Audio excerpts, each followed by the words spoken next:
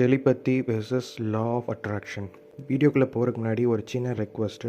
இந்த வீடியோவில் வர இன்ஃபர்மேஷனை தயவுசெய்து யாரும் ஒரு தவறான ஒரு நோக்கத்துக்காக தயவுசெய்து பயன்படுத்த வேண்டாம். இந்த வீடியோவில் என்னோடய லைஃப்பில் நான் செய்து பார்த்த ஒரு சில எக்ஸ்பிரிமெண்ட்ஸ் டெலிபதிலையும் லா ஆஃப் அட்ராக்ஷன்லேயும் உங்கள்கிட்ட ஷேர் பண்ணிக்கணும்னு ஆசைப்பட்டேன்.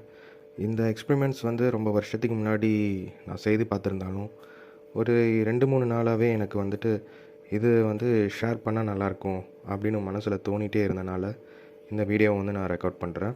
ஃபஸ்ட்டு பார்த்திங்கன்னா டெலிபதி அப்படிங்கிறது நிறைய பேர் கேள்விப்பட்டிருப்பீங்க. உங்களோட மனசில் நினைக்கக்கூடிய ஒரு விஷயம் அது மற்றவங்களுக்கு நீங்கள் சொல்லாமல் அந்த விஷயத்தை ட்ரான்ஸ்ஃபர் பண்ணுறது. சிம்பிளாக ஒரு எக்ஸாம்பிள் சொல்ல போகணும் அப்படின்னு பார்த்திங்கன்னா, நீங்கள் மனசில் நினச்சிக்கிட்டே ஒருத்தங்களை ஈஸியாக ஒரு வேலையை செய்ய வைக்கிறது. சப்போஸ் உங்களுக்கு ஏதோ ஒரு பைக் வேணும் அப்படின்னா உங்கள் அப்பாட்ட நீங்கள் கேட்காமையே உங்கள் அப்பாவை கன்வின்ஸ் பண்ண வைக்கிறது அப்படின்னு வச்சுக்கோங்களேன். ஒரு விஷயத்தை கெஸ் பண்ணுறது. சப்போஸ் ஒரு லாட்ரி, நாளைக்கு லாட்ரியில் உங்களுக்கு என்ன ப்ரைஸ், அதாவது என்ன நம்பர் விழப்போகுது அப்படிங்கிற விஷயம். ஷேர் மார்க்கெட்டே இருக்குதுன்னு வச்சுக்கோங்களேன். நாளைக்கு இந்த ஷேரோட ப்ரைஸ் இவ்வளோ தூரம் வரைக்கும் இன்க்ரீஸ் ஆகும், இவ்வளோ தூரம் வரை இறங்கும் அப்படிங்கிற விஷயத்தையும் கூட அவங்களால பார்த்திங்கன்னா கெஸ் பண்ண முடியும். செகண்ட் பார்த்திங்கன்னா லா ஆஃப் அட்ராக்ஷன். நீங்கள் நினைக்கிற விஷயம், அதாவது உங்களுக்கு தேவைப்படுற விஷயம் அந்த யூனிவர்ஸ் உங்களுக்கு செஞ்சு கொடுக்கும். பணமாக இருக்கலாம், இல்லை காரு, பைக்கு, எதுவாக வேணாலும் இருக்கலாம். நான் இது ரெண்டுமே எக்ஸ்பெரிமெண்ட் பண்ணி பார்த்து அதில் நடந்த ஒரு இன்ட்ரெஸ்டிங்கான ஒரு சில சுவாரஸ்யமான விஷயத்தை மட்டும்தான், எனக்கு நடந்த விஷயத்தை உங்கள்கிட்ட நான் ஷேர் பண்ணிக்கிறேன். இதிலேருந்து உங்களுக்கு கண்டிப்பாக ஏதோ ஒரு சின்ன ஒரு மெசேஜ் கண்டிப்பாக உங்களுக்கு கிடைக்கும். அதுக்கு நான் கேரண்டியாக நான் சொல்லுவேன். ஃபஸ்ட்டு எக்ஸ்பெரிமெண்ட் என்னன்னு பார்த்தீங்கன்னா, இந்த டெலிபதிங்கிற ஒரு வீடியோ பார்த்துட்டு சரி நம்மளும் சின்னதாக ட்ரை பண்ணி பார்க்கலாமே அப்படின்னு சொல்லிவிட்டு என் ஒய்ஃபை கூப்பிட்டு அவங்கள முன்னாடி உட்கார சொல்லிவிட்டு அவங்ககிட்ட இது மாதிரி சொன்னேன். இது மாதிரி நான் ஒரு நம்பர் உனக்கு ட்ரான்ஸ்ஃபர் பண்ணுறேன், மைண்ட்லேயே உனக்கு ட்ரான்ஸ்ஃபர் பண்ணுறேன். நம்பர் என்னென்னு வாய் மூலிமா சொல்ல மாட்டேன். உன் மைண்டில் அந்த நம்பர் என்ன நம்பர்னு தோணுதோ அதை எனக்கு திருப்பி சொல்லு அப்படின்னு சொல்லிட்டு அவங்க என் முன்னாடியே தான் உட்காந்துட்டு இருந்தாங்க. First numbers, numerical numbers 0 to 9, மொத்தம் 10 எண்களில் ஒரே ஒரு நம்பர் மட்டும் என் மைண்டில் நினச்சிட்டு கண்ணை மூடி ஒரு 5 minutes அந்த நம்பரை உருவகப்படுத்தி பார்த்துட்டு கண்ணுக்குள்ளேயே அந்த நம்பரை அப்படியே முன்னாடி இருக்கிற ஒய்ஃப்க்கு ட்ரான்ஸ்ஃபர் பண்ணுற மாதிரி இமேஜின் பண்ணிக்கிட்டே இருந்தேன். ஒரு 5 minutes பண்ணிகிட்டே இருந்தேன். ஃபஸ்ட்டு சக்ஸஸ் என்னென்னு பார்த்தீங்கன்னா, 5 நிமிஷம் முடிஞ்சதும் என் ஒய்ஃப் கிட்ட கேட்டேன், இது உன் மனசில் என்ன நம்பர் உனக்கு தோணுச்சு அப்படின்னு சொல்லி கேட்டேன். அவங்க சொன்ன பதில் பார்த்தீங்கன்னா, சப்போஸ் நான் 5ங்கிற நம்பர் ட்ரான்ஸ்ஃபர் பண்ணியிருந்தேன் அப்படின்னு பார்த்தீங்கன்னா, அவங்க மொத்தம் 10 நம்பர் இருக்குது. அதில் அவங்க கெஸ் பண்ணுறது பார்த்தீங்கன்னா, நீ நினச்ச நம்பர் 4ஆ அப்படின்னு கேட்டாங்க. இல்லை அப்படின்னு சொல்லி சொன்னேன். அதுக்கு மறுபடியும் அவங்க சரி வேறு என்ன நம்பர், 5ஆ அப்படின்னு சொல்லி கேட்டாங்க. ஆமாம், நான் 5 தான் நினச்சேன். அப்போ இந்த விஷயம் பார்த்தீங்கன்னா கிட்டத்தட்ட நெருங்கி வந்தாச்சு அப்படின்னு சொல்லிட்டு மறுபடியும் ட்ரை பண்ணலான்னு சொல்லிட்டு நிறையா டைம் ட்ரை பண்ணிகிட்டே இருந்தோம். அவங்க எக்ஸ்பிளைன் பண்ண பார்த்தீங்கன்னா ஒரு நம்பர் அப்படிங்கிறது பார்த்தீங்கன்னா 2 நம்பர் ஆச்சு. திரும்ப பண்ண நான் என்ன நம்பர் கரெக்டாக நினைக்கிறேனோ அந்த நம்பர் அவங்க கரெக்டாக சொல்ல ஆரம்பிச்சிட்டாங்க. ஏதோ ஒரு பெரிய அச்சீவ்மெண்ட் பண்ண மாதிரி ஒரு உணர்வு மைண்டுக்குள்ளார. எதுவுமே பண்ணாமல் எப்படி நம்ம மைண்டுக்குள்ளே நினைக்கிற நம்பர் பக்கத்தில் இருக்கிற ஒய்ஃபுக்கு ட்ரான்ஸ்ஃபர் ஆகுது அப்படின்னு சொல்லிட்டு ரொம்ப சந்தோஷமாக இருந்தது மைண்டுக்குள்ளார. நியூமரிக்கல் நம்பர் முடிஞ்சு ஆல்ஃபபெட்ஸ் போகணும். A to Z வரைக்கும் ABCDயில் ஏதோ ஒரு 2 எழுத்துக்கள் மைண்டில் நினச்சிக்கிறது, அதை ட்ரான்ஸ்ஃபர் பண்ணுறது அப்படிங்கிறது சொல்லி இந்த மாதிரி சும்மா ஒரு கேம் மாதிரி விளாண்டுட்டே இருந்தோம். ரொம்ப ஆச்சரியமாக இருந்தது. அடுத்து இப்படியே போக ஒரு நாள் அவங்க வேறு ரூமில் இருக்காங்க, நான் வேறு ஒரு ரூமில் இருக்கேன். நான் என்ன பண்ணேன், அதிர்ச்சியாக சரி இந்த டைம் அவங்ககிட்ட சொல்ல வேண்டாம், நம்மளே மைண்டிலேருந்து ஏதோ ஒரு 2 நம்பர் ட்ரான்ஸ்ஃபர் பண்ணிவிட்டு கொஞ்சம் நேரம் கழித்து அவங்ககிட்ட போய் கேட்கலாம் அப்படின்னு சொல்லிட்டு ஒரு நினச்சிட்டு நான் என்ன பண்ணேன், நான் இந்த ரூமில் இருக்கேன், அவங்க வேறு ஒரு ரூமில் இருக்காங்க. என்னோடய wife 2 numerical numbers. So for example ஒரு 87 அப்படிங்கிற ஒரு நம்பர்னு வச்சுக்கோங்களேன். அந்த நம்பரை என் மைண்டிலேருந்து ட்ரான்ஸ்ஃபர் பண்ணுறேன். கண்ணை மூடி 87ங்கிற அப்படி நம்பரை ஒரு 20 நிமிஷம் நான் மெடிடேட் பண்ணி அந்த நம்பர் என் ஒய்ஃப் நான் ட்ரான்ஸ்ஃபர் பண்ணுறேன். 20 நிமிஷத்துக்கு அப்புறம் நான் போய் கேட்குறேன். அப்போ பார்த்தீங்கன்னா அவங்க கேண்டி க்ரஷ் கேம் விளாண்டுருந்தாங்க பக்கத்து ரூமில். அவங்க கேண்டி க்ரஷில் பார்த்தீங்கன்னா கிட்டத்தட்ட ஒரு 1000 ஸ்டேஜ் 1500 ஸ்டேஜுக்கு மேலே தாண்டி போயிட்டாங்க. நான் அவங்க போய் கேட்கும்போது அவங்க கேண்டி க்ரஷில் விளாண்டுட்டு இருந்தாங்க. உன் மைண்டில் என்ன நம்பர் தோணுதோ அந்த நம்பரை சொல்லு, நான் உனக்கு நம்பர் ட்ரான்ஸ்ஃபர் பண்ணேன், ஏதாவது நம்பர் தோணுதா அப்படின்னு சொல்லி கேட்டேன். அவங்க வந்து என்ன சொன்னாங்க அப்படின்னு பார்த்தீங்கன்னா, ஒரு நம்பர் கரெக்டாகவும் இன்னொரு நம்பர் அதுக்கு நியரஸ்ட்டாக இருக்கிற நம்பரும் சொன்னாங்க. சப்போஸ் 87னா அவங்க வந்து 85 நினச்சியா இல்லை 86 நினச்சியா அப்படிங்கிற மாதிரி திருப்பி என்கிட்டயே கேட்டாங்க. என்னடா இது, நம்ம 20 நிமிஷம் நம்பர் ட்ரான்ஸ்ஃபர் பண்ணியிருக்கோமே, எப்படி தப்பாச்சு, இவங்களுக்கு ஏன் கரெக்டாக ரிசீவ் ஆகலை அப்படின்னு சொல்லிட்டு எனக்கு ஒரு சின்ன கன்ஃபியூஷன். நான் இருந்துட்டு சொன்னேன், இல்லை நான் அந்த நம்பர் நினைக்கல, நான் நினச்ச நம்பர் வந்து 87 தான் நினச்சேன் அப்படின்னு நான் சொன்னேன். என்ன சொல்கிற, 87 நினச்சேன் அப்படின்னு சொல்லி கேட்குறாங்க திரும்ப. ஆமாம், நான் 87 தான் நினச்சேன் அப்படின்னு நானும் சொல்கிறேன். அப்படியா, நான் பாரு, நான் இப்போது கேண்டி கிரஷில் அந்த ஸ்டேஜ் தான் விளாண்டுட்டுருக்கேன் அப்படின்னு சொல்லி சொன்னாங்க. எனக்கு ரொம்ப ரொம்ப ஆச்சரியமாக போயிடுச்சு. நீ தான் 1500 ஸ்டேஜுக்கு மேலே போயிட்டில்ல, ஏன் நீ 87th ஸ்டேஜ் எடுத்து விளாண்டுருக்க அப்படின்னு சொல்லி நான் திருப்பி அவங்கள கேட்டேன்.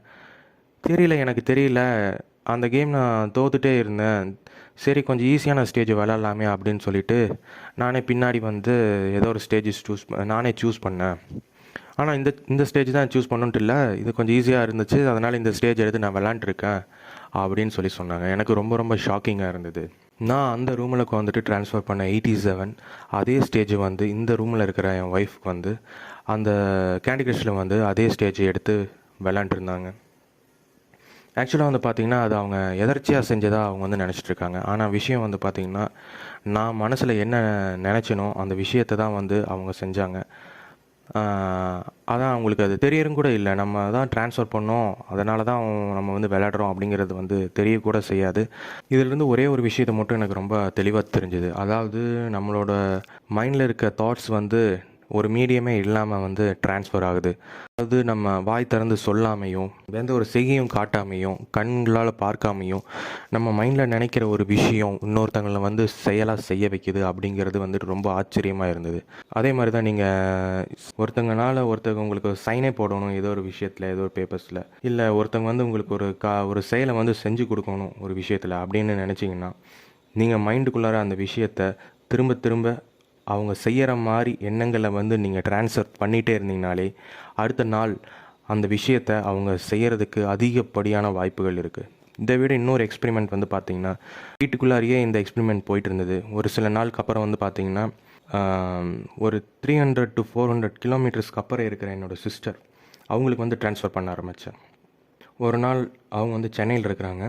வீட்டிலே இருந்துட்டு ஒரு 2 days 3 days வந்து பார்த்திங்கன்னா கண்டினியூஸாக ஒரே தாட் என்னென்னா, அங்கே சென்னையில் இருக்கிற என்னோடய சிஸ்டர் வந்து ஒரு குறிப்பிட்ட ஒரு ஃப்ரூட், அந்த ஃப்ரூட்டை வந்து அவங்க இந்த ஒரு வாரத்துக்குள்ளார வாங்கி சாப்பிடணும் அப்படின்னு ஒரு தாட். அதை மட்டும்தான் நான் வந்து ட்ரான்ஸ்ஃபர் பண்ணிகிட்டே இருந்தேன். கிட்டத்தட்ட ஒரு 2 நாள் 3 நாள் வந்து பார்த்திங்கன்னா நான் மெடிடேட் பண்ணிகிட்டே இருந்தேன். இந்த தாட் வந்து அவங்களுக்கு ட்ரான்ஸ்ஃபர் ஆகிற மாதிரி தியானம் பண்ணுறது, மைண்டில் நினைக்கிறது, நைட் டைமில் மெடிடேட் பண்ணும்போது இந்த குறிப்பிட்ட ஒரு ஃப்ரூட், அதாவது அந்த என்ன ஃப்ரூட்னு கூட எனக்கு சரியாக ஞாபகம் இல்லை, பைனாப்பிள்னு வச்சுக்கோங்களேன். அந்த பைனாப்பிள் வந்து அவங்க போய் வாங்கி சாப்பிட்ற மாதிரி ஒரு டிஃப்ரெண்ட்டான ஃப்ரூட் தான் ஏதோ நினச்சிருந்தேன், அது என்ன ஞாபகம் இல்லை.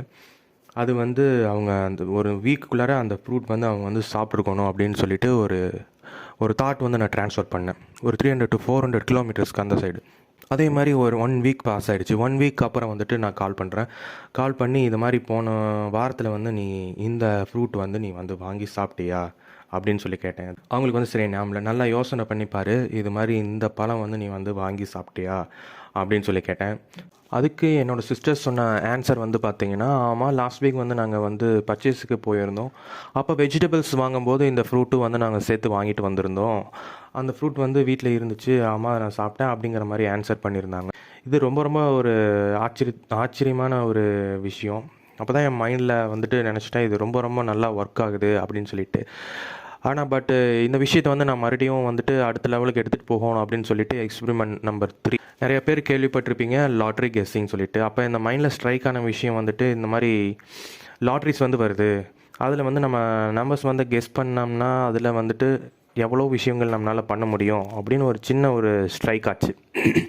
எல்லாத்துக்குமே தெரியும், லாட்ரியில் வந்துட்டு 2 டைப் ஆஃப் இருக்குது. ஒன்று வந்து பார்த்திங்கன்னா, லாட்ரியில் வந்து டிக்கெட் வாங்கிட்டு அது நெக்ஸ்ட் டே குழுக்களில் வந்துட்டு ப்ரைஸ் விழுந்ததுன்னா அந்த ப்ரைஸ் வந்து நமக்கு தருவாங்க.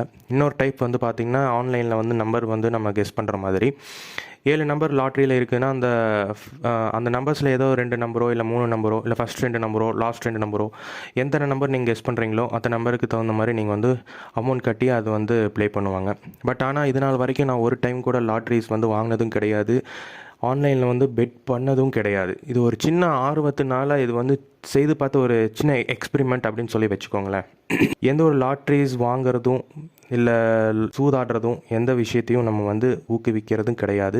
இது வந்து எக்ஸ்பெரிமெண்ட் பண்ணுறதுனால இந்த மாதிரி கன்சிஸ்டண்ட்டாக ஒரு ரிசல்ட் வருமா இல்லையான்னு செக் பண்ணி பார்க்குறதுக்காக மட்டுமே இந்த பயிற்சி நான் வந்து பண்ணேன். ஆனால் இது நாளடைவில் ஒரு சில சிக்கல்கள்லாம் இருக்குது. அது என்னென்னு சொல்லிட்டு நான் மறுபடியும் பின்னாடி சொல்கிறேன். இந்த லாட்ரி கெஸிங்ஸில் வந்து நம்பர்ஸ் வந்து நமக்கு வந்து கரெக்டாக டெலிபதி மூலிமா, அதாவது இந்த யூனிவர்ஸ் கிட்ட இருந்து நம்ம வந்து கரெக்டாக அந்த நம்பர்ஸ் வந்து ரிசீவ் பண்ண முடியுதா, இல்லை நம்பர்ஸ் வந்து நம்மளால் கெஸ் பண்ண முடியுதா அப்படின்னு டெஸ்ட் பண்ணுறதுக்காக ஒரு நோட்டே வந்து போட்டுட்டு, இப்போ அடுத்த நாள் வந்துட்டு ஒரு ரிசல்ட் வருதுன்னா அந்த அந்த ரிசல்ட்டை வந்து நம்ம முன்னத்து நாள் நைட்டே வந்துட்டு தியானத்து மூலியமாக வந்துட்டு நம்ம ரிசீவ் பண்ணுறது.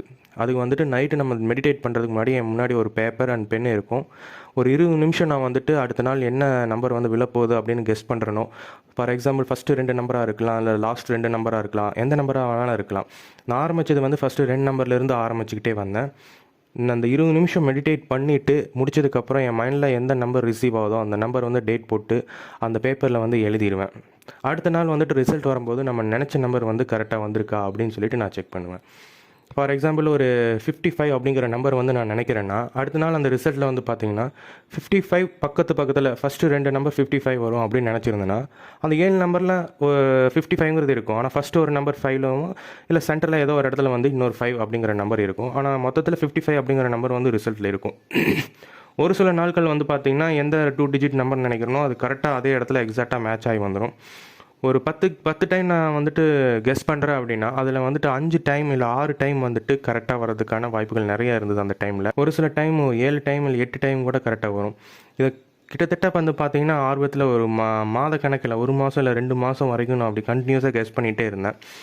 நாளடைவில் வந்து பார்த்தீங்கன்னா இந்த 2 நம்பர் கெஸ் பண்ணுறதை விட்டுட்டு மொத்தமாக 7 நம்பர் அப்படியே மொத்தமாக அந்த செட்டாக அடுத்த நாள் என்ன நம்பர் வரப்போதோ அதை மொத்தமாக அந்த 7 நம்பரையுமே கெஸ் பண்ண ஆரம்பித்தேன். பண்ணுறதுனா என்ன நம்பர் வரும் அப்படிங்கிறது வந்துட்டு எழுத ஆரம்பிக்கிறது. ஆச்சரியப்படுற மாதிரி ஒரு நாள் வந்துட்டு என்ன நடந்தது அப்படிங்கன்னு வந்து பார்த்தீங்கன்னா, மொத்தம் அந்த 7 நம்பர் இருக்குன்னா அந்த 7 நம்பரில் மொத்தம் 6 நம்பர் வந்து எக்ஸாக்டாக பெர்ஃபெக்டாக அதில் என்ன நம்பர் வந்து சீக்வன்ஷியலாக ஒரு எழுத்தும் கூட மாறாமல் அந்த 6 நம்பருமே கரெக்டாக வந்துருந்தது. ஒரே ஒரு லாஸ்ட்டில் இருக்க ஒரே ஒரு நம்பரை தவிர்த்து மற்ற 6 நம்பருமே எக்ஸாக்டாக அதில் எப்படி இருக்கோ அதே மாதிரி வந்திருந்தது. இந்த மாதிரி அந்த 6 நம்பர் வந்து கரெக்டாக வருது அப்படிங்கிறது வந்து ஒரு சாதாரண விஷயமே கிடையாது.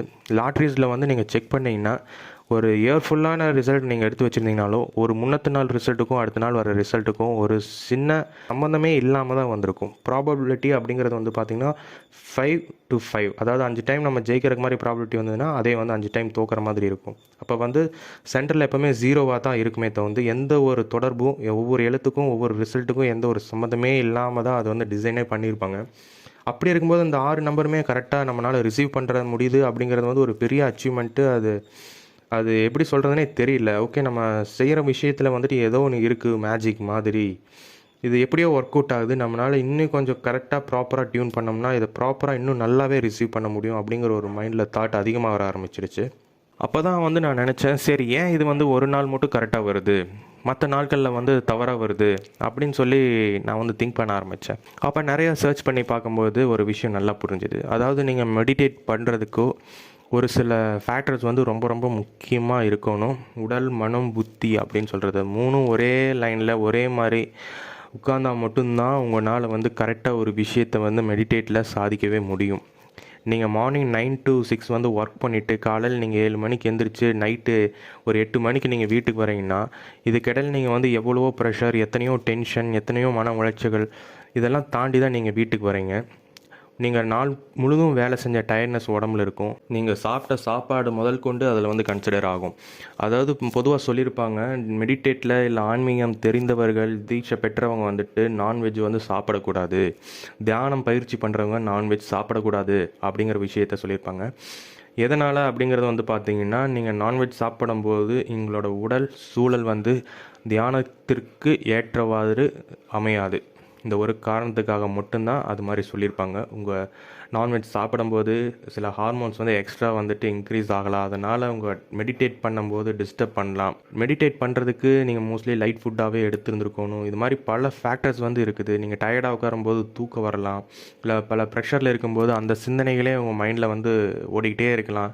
கரெக்டான அந்த சூழல் அமையாத ஒரு காரணத்தினால வந்து பார்த்திங்கன்னா கரெக்டான அந்த ஃப்ரீக்குவன்சி வந்து கரெக்டாக நம்மளோட பாடியில் வந்து டியூன் ஆகாது. இந்த ஒரு காரணத்தாலேயே வந்துட்டு நம்ம கெஸ் பண்ணுற நம்பர்ஸ் வந்து பார்த்திங்கன்னா ஒரு சில நாள் கரெக்டாக வரதனும், இன்னொரு சில நாட்களில் வந்து தவறாக வர்றது, அந்த மாதிரியே கண்டினியூஸாக போயிட்டே இருந்தது. மோஸ்ட்லி வந்து பார்த்திங்கன்னா சில நாள் மெடிடேட் பண்ணவே எனக்கு தூக்கம் வந்துடும். மெடிடேட் பண்ணிகிட்டே அப்படியே தூங்கிடுவேன். இப்படியே போயிட்டே இருக்கும்போது அந்த ஒரு இன்ட்ரெஸ்ட் வந்து கொஞ்சம் கொஞ்சமாக கம்மியாக ஆரம்பிச்சிது. நாள் படலில் வந்துட்டு அது என்னோடய கையை விட்டு போயிடுச்சு அந்த பழக்கம். அப்போ தான் ஒரு ஸ்ட்ராங்காக ஒரு கான்ஃபிடென்ட் இருந்தது. இந்த விஷயத்தை வந்து நம்ம வச்சு எது வேணாலும் சாதிக்க முடியும், என்ன வேணாலும் பண்ண முடியும். நம்ம மைண்டில் வந்துட்டு நினைக்கக்கூடிய விஷயங்கள் வந்துட்டு எந்த ஒரு மீடியமே இல்லாமல் ஒரு எனர்ஜியை வந்து டிரான்ஸ்மிட் பண்ணுது, ஒரு அலைவரிசையை க்ரியேட் பண்ணுது. அப்படிங்கிற ஒரு ஸ்ட்ராங்கான ஒரு தாட் வந்து க்ரியேட் ஆச்சு. நினச்சி பாருங்களேன், உங்கள் மைண்டில் வந்துட்டு ஏதோ ஒரு விஷயம் வந்து நடக்கணும் அப்படின்னு நினைக்கிறீங்க. ஒரு வீடே கட்டணும் அப்படின்னு சொல்லிட்டு நினச்சிக்கிட்டே இருக்கிறீங்க. உங்கள் மைண்டு ஃபுல்லாக அதே விஷயம் தான் ஓடிக்கிட்டே இருக்குது. நீங்கள் நினைக்கும் போது வந்துட்டு அது யாருக்குமே நீங்கள் ட்ரான்ஸ்ஃபர் பண்ணல, பக்கத்தில் யாருமே இல்லை. ஒரு பர்சன் இருந்தனா அந்த பர்சனுக்கு நான் சொன்ன மாதிரி நீங்கள் ட்ரான்ஸ்ஃபர் பண்ணால் அவங்க அந்த பதிலை சொல்கிறாங்க. அப்போது அந்த இடத்துல ஒரு ஆள் இல்லை அப்படிங்கிறபோது உங்கள் எண்ண அலைவரிசைகள் வந்துட்டு இந்த பிரபஞ்சங்கிறது உங்கள் சுற்றி இருக்கிற இந்த இயற்கையும் மொத்த இந்த அண்ட பிரகாசம் அப்படின்னு சொல்கிறக்கூடிய இடத்துல இந்த வெட்ட வெளியில் உங்கள் எண்ணங்கள் வந்து அலைவரிசை பாய்ஞ்சிக்கிட்டே இருக்குது. இப்போ ஒரு காஃபியே வேணும், உங்கள் ஒய்ஃப் வந்து அந்த அந்த தாட் வந்து ட்ரான்ஸ்ஃபர் பண்ணுறீங்க. அப்போ உங்கள் எண்ணம் வந்து உங்கள் ஒய்ஃபை வந்து காஃபி போட்டு உங்களுக்கு வந்து காஃபி கிடைக்குது. அப்போ உங்கள் தாட் வந்து ஒரு செயலாக வந்து க்ரியேட் ஆகுது. அதே மாதிரி தான் இந்த ப்ராசஸும் நடக்குது. எப்படின்னு வந்து பார்த்தீங்கன்னா, உங்கள் மைண்டில் நினைக்கிறது வந்துட்டு ஒரு பர்சனுக்கு ட்ரான்ஸ்ஃபர் ஆகுது, இல்லாட்டி யூனிவர்ஸுக்கு ட்ரான்ஸ்ஃபர் ஆகுது. அந்த யூனிவர்ஸ் வந்துட்டு உங்கள் தாட்டுக்கு தகுந்த மாதிரி ஒரு சூழலை க்ரியேட் பண்ணி உங்களுக்கு தேவையானதை கொடுக்குது. இதுதான் இந்த எக்ஸ்பெரிமெண்ட்டில் கண்டுபிடிச்ச ஒரு மிகப்பெரிய ஒரு அதிசயம்னே சொல்லலாம். நிறைய உங்கள் எண்ணங்களுக்கு அவ்வளோ ஒரு வலிமை இருக்குது. அது வந்து நீங்கள் கரெக்டாக இந்த யூனிவர்ஸுக்கு வந்து டிரான்ஸ்மிட் பண்ணுங்கள். உங்களுக்கு வேணுங்கிறத மெடிடேட் பண்ணுங்கள். தினந்தோறும் நீங்கள் மெடிடேட் பண்ண உங்களோட கற்பனையில் அந்த எண்ணம் நடக்கிற மாதிரி பண்ணிக்கிட்டே இருக்கும்போது உங்களுக்கு நாள் பட அது 1 மாதமாக இருக்கலாம், 2 மாதமாக இருக்கலாம். அது எவ்வளோ நாள் எனக்கு கரெக்டாக தெரியாது. உங்களுக்கு தேவையானது வந்து கன்ஃபார்மாக ஒரு நாள் உங்கள் கையில் வந்து நிற்கும். அலட்சியமாக விட்டுறாதீங்க. கண்டினியூஸாக ப்ராக்டிஸ் பண்ணிக்கிட்டே இருங்க. கண்ணுக்கு தெரியாத எந்த ஒரு விஷயமுமே பொய்யும் கிடையாது. நம் முன்னோர்கள் சொன்னது எதுவுமே பொய் கிடையாது. பகவத்கீதையில் சொல்லியிருக்கிற எந்த ஒரு விஷயமும் பொய்யும் கிடையாது. பழமொழி என்றும் பொய்த்ததும் கிடையாது. நம்புங்கள், கண்டிப்பாக கிடைக்கும். நன்றி, வணக்கம்.